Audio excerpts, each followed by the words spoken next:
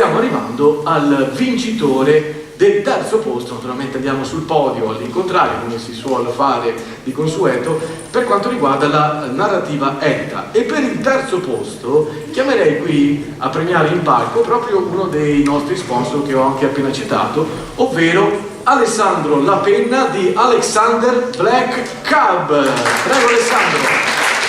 Alessandro poi ormai è uno dei nostri sponsor storici di più edizioni del premio Prunola e anche ha seguito le conferenze stampa, c'è sempre stato con noi e naturalmente ha un noleggio con conducente che gestisce. Caro Alessandro, io ti vorrei dare un microfono funzionante, te lo darò subito, mi autogestisco, eccolo qua, prego Alessandro, se ci vuoi dire qualcosa al volo. Ciao. Sì, grazie, buonasera a tutti. Volevo ringraziare gli organizzatori che anche quest'anno ho avuto l'opportunità di collaborare con loro in qualità di sponsor. E una cosa che ci tenevo a dire è che sicuramente il risultato di questa sera è il gioco di squadra. Un'idea che è nata da queste due brave persone e che alla fine ha portato a un ottimo risultato che anno dopo anno sta crescendo sempre di più.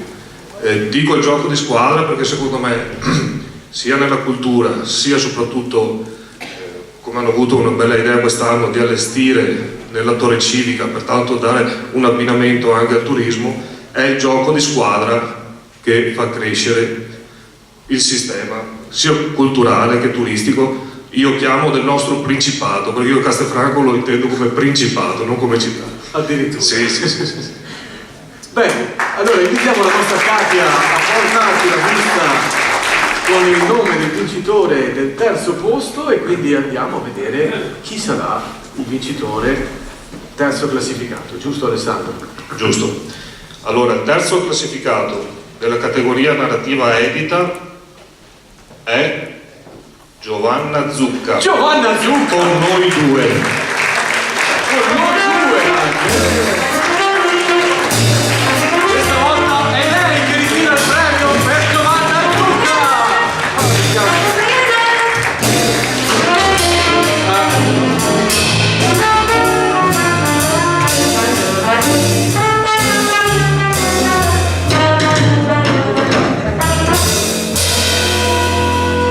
Finalmente Giovanna ci siamo, il premio per te, quindi questa sera vai a casa con un bagagliaio pieno per te.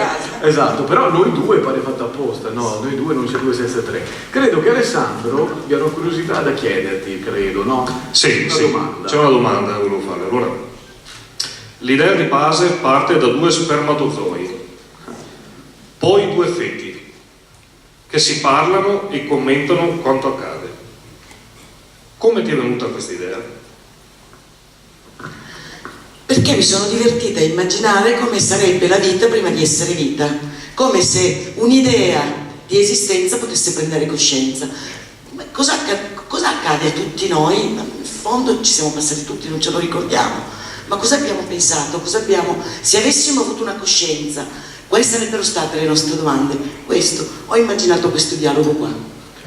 Bene, mi fa molto piacere. Allora Giovanna, andiamo subito ad ascoltare dai nostri lettori un brano tratto dal tuo libro, appunto Noi due, e noi ci accomodiamo intanto qua in fondo agli sgabelli che ho allestito per noi quando abbiamo il nostro Franco dal libro di Giovanna Zucca, Noi due.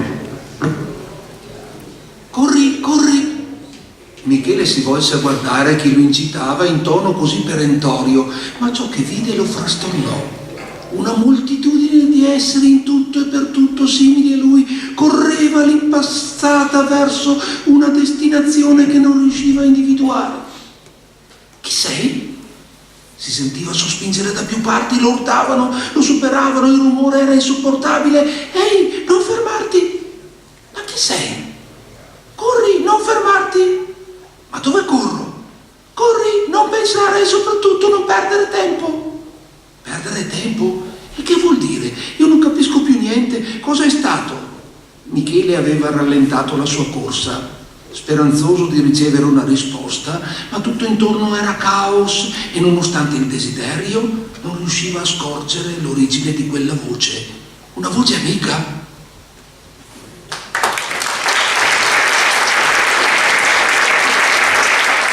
Bene, Ringraziamo il nostro Franco per la lettura, salutiamo la nostra Giovanna che la lasciamo andare con tutti questi premi a casa, noi due, e poi chissà che ci rivedremo anche in futuro, e un omaggio floreale anche a lei per i fiori che stiamo dedicando a tutte le donne di questa sera. Prego Sean!